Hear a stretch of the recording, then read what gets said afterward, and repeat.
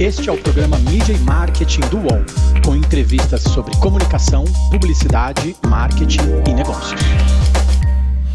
Olá, sejam bem-vindas, sejam bem-vindos ao meu, ao seu, ao nosso Mídia e Marketing desde setembro de 2019 no ar. Meu nome é Renato Pesotti e essa semana a gente recebe o Marcos Bauer, que é vice-presidente de marketing da P&G. Bauer, obrigado pela presença, ótimo te receber aqui hoje. Eu que agradeço, é uma honra estar aqui, podendo trocar, aprender e compartilhar com você. Obrigado, eu acho que todo mundo, de uma forma ou de outra, tem um produto da P&G em casa. Queria que você falasse um pouco sobre quantas marcas a empresa tem no Brasil hoje e quantos consumidores vocês alcançam quase que diariamente, né, hoje? A P&G é uma empresa centenária. Se a gente olhar no mundo inteiro, está trabalhando com mais de 65 marcas. No Brasil, especificamente, a gente tem 20 marcas dentro de 8 categorias. E 9 a cada 10 lares brasileiros vai ter um produto P&G. Que a gente está falando de Gillette, Oral-B, Pantene, Pampers, alguns remédios, inclusive, de prescrições médicas, como Citonerin, Vic Vaporub e por aí vai. Legal. Dos produtos que você citou, acho que muitos são de rotina, né? Às vezes a gente troca a pasta de dente sem querer, às vezes a gente compra outro shampoo, a gente experimenta um produto novo. Como que vocês têm trabalhado para que vocês não percam esse consumidor que compra, se a gente pode falar assim, de forma quase inconsciente? Ele vai lá e pega o produto. Às vezes a marca vale mais do que a funcionalidade. Como que vocês têm trabalhado para gravar essa marca no subconsciente das pessoas? A decisão estratégica da P&G é competir em produtos de uso diário. Então, se olhar o portfólio da P&G, a gente trabalha produtos que as pessoas usam todos os dias. Antigamente não era assim. A gente até tinha café nos Estados Unidos, já teve Pringles aqui no Brasil, Duracell. E a decisão de trabalhar nesses produtos diários é onde a gente tem uma maior expertise, é onde a gente consegue aportar mais valor para o consumidor, porque a nossa decisão estratégica é trabalhar em produtos de alta performance. Quando a gente está trabalhando com produtos de uso diário, é necessário ter uma performance. Por quê? Você é testado todo dia.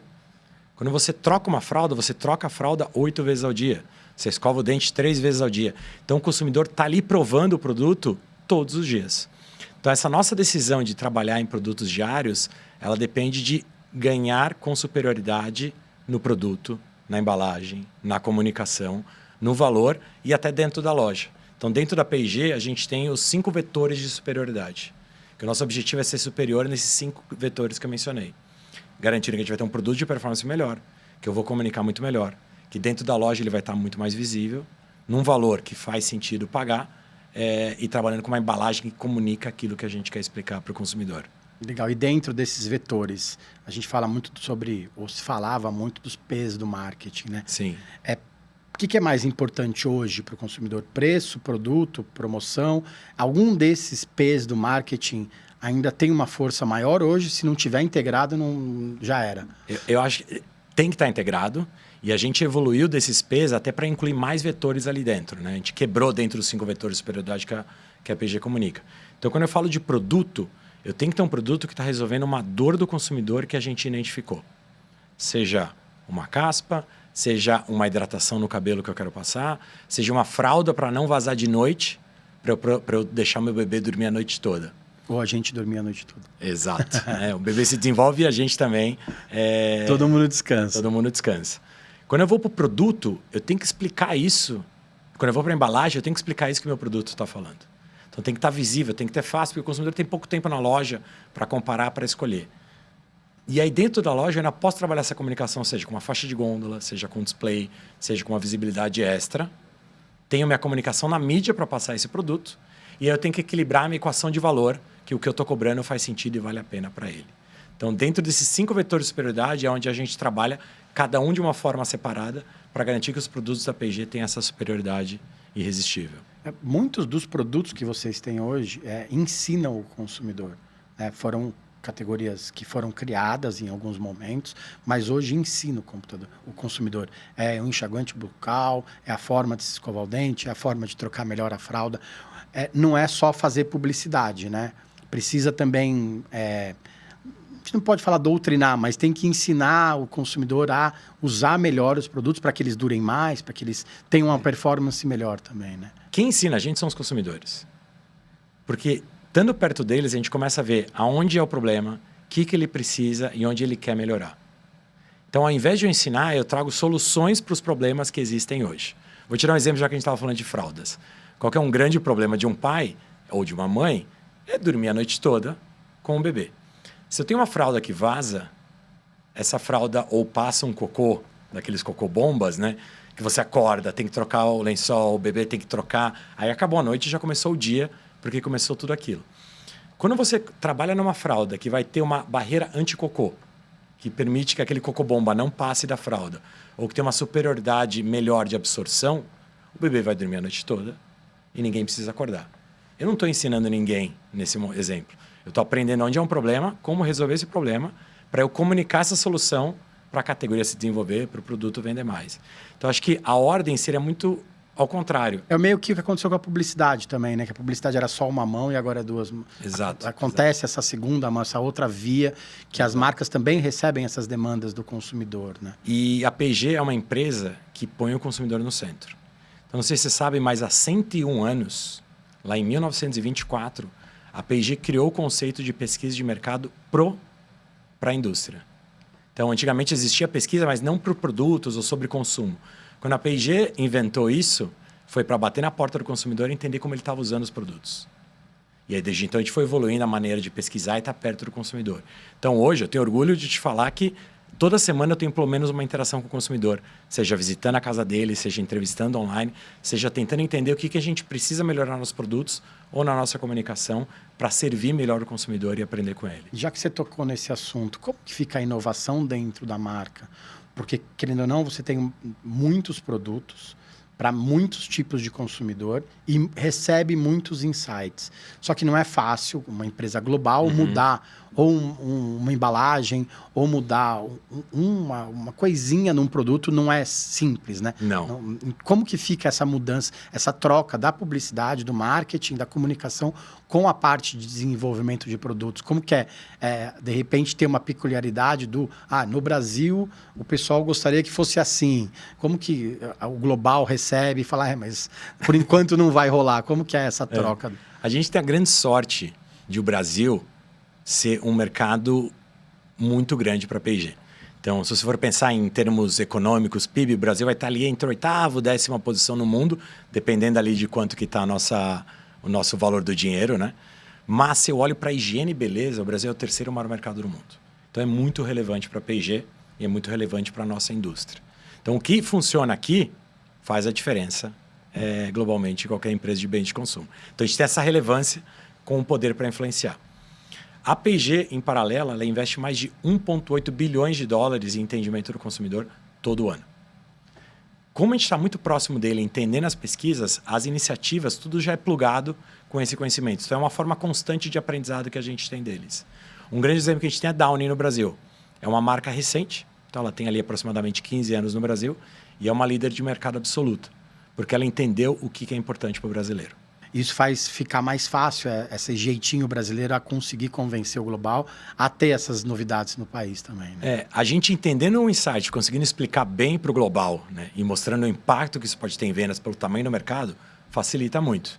Então, o caso de Downy, por exemplo, há muitos anos atrás, a gente descobriu a importância de perfume para o brasileiro. Não sei se você sabe, mas é um dos países que mais consome colônias e perfumes do mundo. Existem estados no Nordeste que mais de 80% da população usa colônia. Como é que você sabe que uma roupa está limpa? Se ela estiver cheirando. Você cheira ela e você percebe, essa roupa está limpa. Então, o relacionamento do Brasil com perfume é muito forte. E aí, dentro da categoria que chama amaciante, ou seja, entregar maciez, a gente falou, e se a gente trouxesse perfume para essa categoria de amaciantes? Desenvolvemos a fórmula, desenvolvemos o produto, testamos, deu certo. E aí veio esse sucesso porque a gente entendeu a raiz do brasileiro e a conexão dele com o perfume. Legal. Você falou bastante dessa forma de entender o consumidor, trazer as novidades, devolver para o consumidor.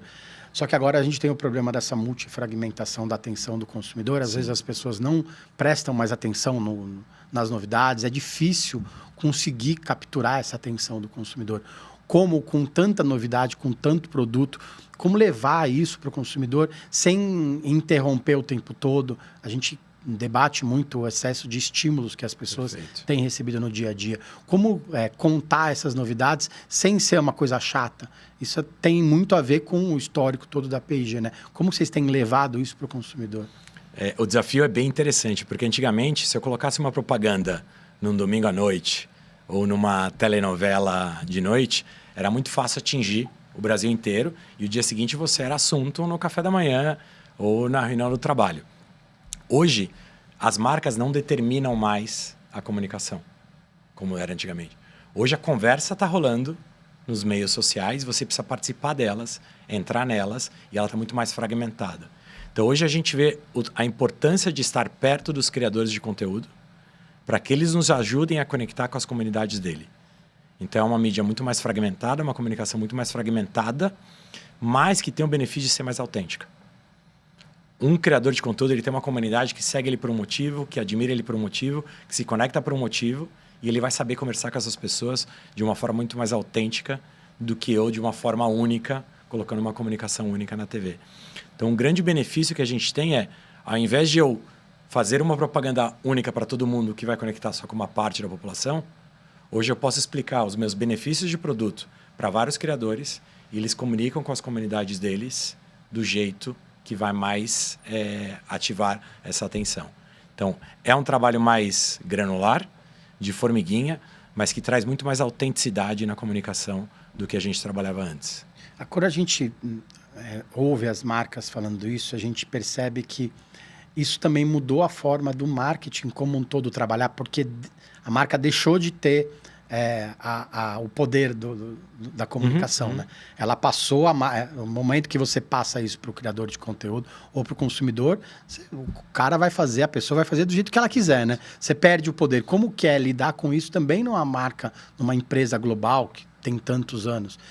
Como foi esse momento de entregar esse poder todo para o consumidor ou para o criador de conteúdo? Existe um cuidado nesse entregar, né? Que a gente não pode deixar, porque tem uma marca ali centenária, com ícones de comunicação, com uma forma de se posicionar. Então, quando a gente vai trabalhar com eles, eu faço questão de estar em todos os briefings de marcas, a gente passa o que são os do's and don'ts, quais são as regras do jogo, o que a marca está ali para. E geralmente uma reunião de briefing ela dura 2, 3 horas com eles, para eles entenderem a fundo. A gente faz a demonstração de produto, a gente explica o que precisa estar lá para continuar construindo a marca. E o nosso grande objetivo é que os criadores de conteúdo ajudem a gente a construir a marca e não a fazer barulho. Fazer barulho qualquer um faz e não necessariamente para o caminho que você quer ir. E o barulho hoje está cada vez mais confuso. Tem muito mais barulho ainda, né? Tem muito mais barulho. Tem muita gente com muito barulho na cabeça também. Exato. Fica mais difícil. Mas se eu consigo passar para eles, a minha marca está para isso, o meu benefício é esse, e os meus ícones de marca, minha identidade visual é essa, eles criam verdadeiras obras de arte para a comunidade deles. Então, tem muito das regras que a gente passa para eles criarem. Eu não quero criar para eles. Eles são criadores de conteúdo por uma razão que tem esse nome. Mas eu quero passar, o meu benefício é esse, minha marca é assim, cria aí. É óbvio que a gente tem toda uma equipe depois que aprova o conteúdo. A gente escolhe quais conteúdos eu vou colocar investimento para impulsionar em mídia, mas eles têm toda a parte da criação livre para poder produzir esse conteúdo dentro do que a marca está ali para. Legal. A partir desse momento que você entrega a comunicação para o criador de conteúdo, o consumidor também recebe mais insights, mais inputs de outras marcas que talvez ele não tenha tido tanto acesso, ele nem sabe às vezes, né, que é a marca da P&G. Por outro lado, a gente viu que a hiperlocalidade, principalmente a compra por proximidade, bateu recorde na pandemia. Agora Sim. a gente teve o avanço do digital, a gente não comprava, né, lâmina de barbear pela internet, agora a gente compra, manda entregar em casa. Como que é ampliar esse alcance também nos pontos de venda? Porque hoje a gente tem tanto o digital, vários sites no digital, a gente não pensava em comprar desodorante pela Amazon, agora a gente compra. Aí a gente compra shampoo na farmácia, antigamente a gente não comprava. E aí tem o supermercado pequeno, tem o supermercado médio e tem o supermercado gigante. Como que é trabalhar todos esses pontos de venda com a mesma comunicação, tentando passar o mesmo recado para o consumidor? É divertido. É difícil, mas é divertido. Mas qual que é o nosso grande desafio? Eu quero estar onde o consumidor está. Se o consumidor está na farmácia, se o consumidor está no supermercado, se o consumidor está na internet, a gente vai querer estar lá. Para isso, tem toda uma equipe nossa que estuda a forma de como compra, o que ele pesquisa e como é o comportamento dele, seja na loja, seja no site, para a gente poder entregar uma experiência superior. Então, é fato que o e-commerce cresceu bastante, mas ele não é um dominador do consumo. Então, a gente tem o físico ainda como grande parte do nosso consumo. E o que a gente estuda de o consumidor, ou shopper, como a gente chama, no momento que ele está na loja, é impressionante. Tem muita ciência por trás disso. Se quiser, posso te apresentar 2 dados que a gente usa como base de todas as intervenções que a gente trabalha. O primeiro exemplo é, se alguém que entra numa loja encontra o que ele está buscando em até 10 segundos, esse alguém vai gastar 2 vezes a mais do que ele gastaria na loja. Por quê? O nosso cérebro, ele é treinado para trabalhar no piloto automático. Ele é treinado para trabalhar sem estresse, porque ele consome muita energia. Se alguém entra numa loja buscando algo e ela não encontra, ela fica precisando, ela pergunta para alguém, ela começa a se cansar e quer ir embora daquela loja. Se ela entra numa loja, ela identifica onde são os corredores, onde estão os produtos, como é que está localizada uma gôndola, e ela acha fácil, ela dá mais uma voltinha, ela vai procurar outro produto e ela acaba consumindo mais. Então a gente mapeou e fez alguns testes de consumidores que mostram, encontrou fácil, vai vender mais. Então todo o nosso trabalho dentro da loja é como ele acha a embalagem fácil, como ele entende melhor as localizações dos corredores. E a gente trabalha com os nossos varejistas para garantir que essa venda acontece de uma forma mais leve, para que ele possa consumir mais e comprar tudo que ele estava precisando. E com um espectro mais amplo de varejistas, quanto que isso se torna mais difícil? Porque com menos marcas de supermercado, às vezes, fica mais fácil, né? Você explica explica 2 vezes, às vezes funciona. Agora, para a maioria, talvez às vezes não faça sentido. Como que é esse dia a dia, que também passa pelo marketing, passa pela comunicação comum? Claro. A gente é muito parceiro dos nossos varejos, né? Está no DNA da P&G desenvolver a categoria mais do que brigar por uma fatia de participação de mercado. Porque se vende mais de uma marca, vende mais para todo mundo. Né? Se eu aumento a pizza, né, minha fatia é maior. Então, acho que esse é o conceito que a gente trabalha e muito próximo dos nossos varejistas.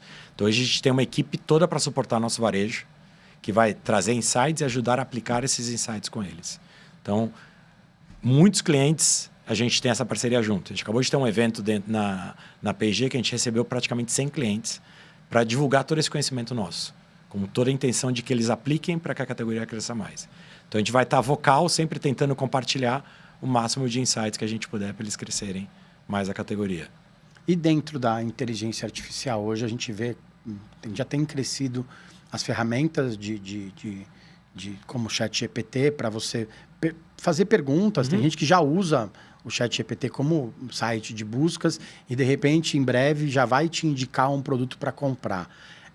A gente pensava que isso seria 2027, 2028, exato, mas a gente já está em 2026 e a gente já sabe que vai acontecer esse ano. Como que vocês têm trabalhado também com essas ferramentas de inteligência artificial para desenvolver essas aplicações e não podendo perder espaço também no varejo físico? Porque senão fica um cobertor curto, né? Não adianta você começar a vender no digital e deixar de vender no físico, também não pode, né? Não, e eu acho difícil ter uma disrupção grande do físico para o digital no Brasil. O brasileiro, ele gosta de relacionamento, né? O brasileiro, ele gosta da experiência em loja. Então, ele ainda vai ser um mercado relevante, por mais que o digital continue crescendo, ainda vai ser o físico relevante. Sobre inteligência artificial, a gente está aplicando isso dentro e de várias formas possíveis na P&G. Seja em produtos. Então, a gente tem a nossa escova elétrica da Oral-B IO2, em que ela tem inteligência artificial para te ajudar a escovar melhor, te dando feedbacks e mapeando locais que você escovou bem ou escovou mal. Eu uso também inteligência artificial para qualificar nossas comunicações. Então, baseados em exemplos anteriores, como é que eu vejo que essa comunicação pode dar certo ou não. Ou para mapear execuções de gôndola. Onde o consumidor vai olhar primeiro, como é que a gente começa a identificar onde seriam execuções superiores. E isso vai evoluir também para escolha de consumidor, onde ele vai buscar os insights e os benefícios que vão estar na internet, através de avaliações e através do que é comunicado. Então, eu não acho que muda muito o jeito que eu vou operar, porque eu tenho que continuar trabalhando com produtos melhores, para que o consumidor dê feedbacks melhores, para que eu continue aparecendo no topo ali. Então, a nossa estratégia base continua a mesma, de trabalhar a superioridade dentro dos 5 vetores. Me conta um pouco mais da escova de dente, achei interessante. Agora, como que funciona isso e como que vocês querem escalar isso de alguma forma, né? Porque é bom pro consumidor, é bom para você também que entrega um produto, um serviço, né? Como Sim. que vocês têm trabalhado para escalar isso, para mais gente ter acesso a esse tipo de produto? Você sabia que o brasileiro é quem mais escova o dente no mundo? E é o que mais tem cárie.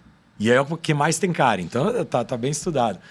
Apesar de ser quem mais escova no mundo, que é uma média de 2,9, até estranho você falar fora do Brasil que você escova o dente após o almoço, não é tão natural e no Brasil é o que mais tem cárie. Por quê? Não troca escova com frequência. Porque ainda tem oportunidades de vender um creme dental superior para a média da população e tem um alto consumo de açúcar na dieta brasileira. Então, tudo isso ainda ajuda a atrapalhar. Imagina se não escovasse o 2,9 por dia, como é que seria? Então, o envolvimento com o brasileiro na categoria é forte. Tem suas oportunidades, mas é forte pelo nível de escovação. As escovas elétricas, ela tem vários benefícios que podem integrar para o consumidor, inclusive de avisar que parte da sua boca não foi bem escovada. Aonde você ficou pouco tempo, onde você pulou. E com a inteligência artificial da escova, a gente manda para um aplicativo onde você pode fazer toda a autoanálise da sua escovação, da sua higiene bucal, para ver onde você pode melhorar e dar feedbacks. Existem até versões mais simples da elétrica que ela mostra se você está pressionando muito, que pode atrapalhar sua gengiva, e ela vai te dando alertas com luzes ou com vibração para você ir melhorando e te educando como escovar melhor. Legal. Não vamos mais ficar 20 minutos escovando o dente, né? Não, em breve. 2 minutos é suficiente. Não, que às vezes é bom ficar 10 minutos escovando o dente, que não pode mexer no celular, você fica pensando em outras coisas também. Serve até como uma terapia, ficar 10 minutos escovando o dente, né? Bacana também. Tem até aquela brincadeira que o dia que você escova melhor o dente é o dia que você vai no dentista, né? Uns 2 dias antes, pelo menos, né? Deixa eu fazer ir para um outro lado que a gente vê, né, umas mudanças de paradigma também. Tá bom. A P&G como um todo tem várias iniciativas de sustentabilidade, de diversidade. Nos últimos anos, a gente viu essa sociedade atuar como um pêndulo e esse movimento anti-woke tomar um pouco de espaço. Como que isso afeta o trabalho de vocês? Vocês têm continuado a fazer as iniciativas que vocês já faziam e têm falado menos? Ou para vocês continua tudo igual, independente para onde o pêndulo vai, vocês têm uma missão e têm que seguir independente de qualquer forma? A gente tem uma missão muito clara, que é melhorar a vida das pessoas. E eu quero representar todos os brasileiros. Então, tendo um pêndulo, etc., ou não, a gente vai continuar com a nossa decisão. A nossa decisão é representar o consumidor. Então, no Brasil, eu estou falando de mais de 55% da população preta ou parda. Eu quero representar esse consumidor, seja no meu escritório, seja na minha comunicação, seja nos benefícios para esse consumidor. Então, a gente tem muitos esforços dentro. Estou longe de onde eu queria estar, mas a gente vê muita evolução. Então, hoje, a gente, por exemplo, a gente tem um pilar interno da P&G, que é o pilar de origens, com o objetivo de recrutar mais talentos pretos e pardos para dentro da companhia. Tem uma evolução muito grande, mas eu ainda não represento a média da população brasileira. E se eu não tenho pessoas trabalhando no marketing, nos produtos da P&G que são pretos ou pardos, eu vou estar perdendo algo que eu possa fazer para melhorar a vida dessas pessoas. Assim como eu estou falando no pilar Origens, a gente também vai ter o Gamble, a gente vai ter o de PCD, o que vai representar a população para garantir que eu desenvolvo produtos e comunicação para essas pessoas. Então, a gente encara isso muito mais como fazer a coisa certa, representar a população brasileira para ter um benefício não só social, mas também como negócio. No fim, um acaba complementando o outro. Legal. E você falou dessa mudança do histórico da marca, né? Dessa tentativa de mudança, de trazer mais outros tipos de profissionais para dentro da empresa. Você tem quase 20 anos de multinacional, né? Queria que você falasse um pouco sobre como é se reinventar nesse tempo. Porque a gente vê hoje as pessoas ficando 2 anos na empresa, ficando 3 anos na empresa, já querendo mudar e tal. Como que é ficar 20 anos numa multinacional? A gente já entrevistou executivos e executivas aqui que deram dicas. Falaram, o importante é você se manter jovem dentro da empresa. Tal. Eu queria que você falasse do seu ponto de vista. Como ficar 20 anos numa empresa, do jeito que é, com os desafios que tem, porque às vezes... Posso apostar que muitas vezes as coisas não acontecem do jeito que você quer. Você tem que ser resiliente também. Queria que você falasse um pouco sobre esses quase 2 décadas de marca. Eu estou quase 20 anos na P&G. Comecei lá como estagiário. Mas é uma empresa que nunca me deixou entediado. Por ela ter várias marcas, várias maneiras de trabalhar, a cada 2, 3 anos você está mudando o que você faz. Então, eu já tive que estudar e entender sobre absorventes, sobre lavar roupa, sobre fazer barba, sobre cuidar de bebês. Então, dentro da P&G, você vai girando, não só entre marcas, mas eu tive a chance também de girar entre departamentos. Comecei com o entendimento do consumidor, já passei por vendas, agora estou como marketing. Então, ela nunca vai me deixar entediado, porque a gente vai mudando. E se não bastasse isso, o mundo também está mudando pra caramba. Então, se você pensar, o jeito de fazer marketing há 5 anos atrás, ou 10 anos atrás, é muito diferente do jeito que a gente está fazendo hoje. Hoje eu tenho que fazer marketing através de criadores de conteúdo. Isso não existia há 10 anos atrás. Eu trabalhava no máximo com celebridades, mas era uma mídia muito mais centralizada. Então, eu acho que o fato de me manter curioso e de conseguir saciar minha curiosidade aprendendo de várias coisas foi o que acabou me aprendendo. E eu acho que a grande habilidade do futuro, né, é buscar pessoas curiosas, porque as soluções dos problemas muitas vezes nunca existiram e a gente vai ter que achar um jeito novo de trabalhar. E dessas marcas, dessas áreas todas, qual que você gostou mais de trabalhar? Você pode falar ou não pode? Sempre que você está é o momento mais legal, porque você está aprendendo coisa mais nova, é mais dinâmico. E quando a gente acaba mudando de assignment, de tarefas dentro da P&G, é o momento que você já aprendeu bastante da outra e está na hora de chegar a uma nova. E olhando para a sua equipe, né? Você comanda uma área muito grande da empresa.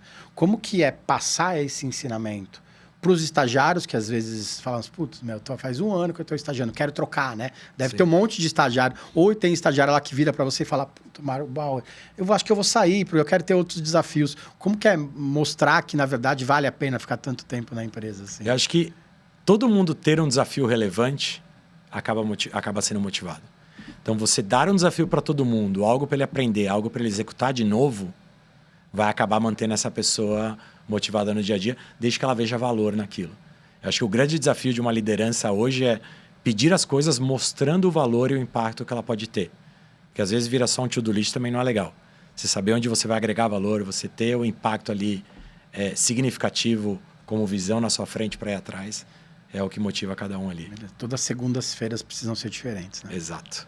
É um ano novo a cada segunda-feira. Bauer, obrigado. Um prazer imenso te receber aqui hoje, ainda mais para falar dessa quantidade de marcas que estão com a gente todos os dias. A gente nem sabe, mas elas estão lá. A maioria delas estão no nosso banheiro, mas elas estão lá com certeza. Exato. E tem muita ciência por trás, seja dentro da loja para vender mais ou para criar os produtos e como é que a gente pode melhorar a vida dos consumidores. Obrigado. É isso aí, pessoal. A gente tem mais de 230 entrevistas com executivas e executivas contando boas histórias sobre publicidade, sobre marketing e sobre comunicação. Daqui a 15 dias a gente está de volta. Valeu e até mais.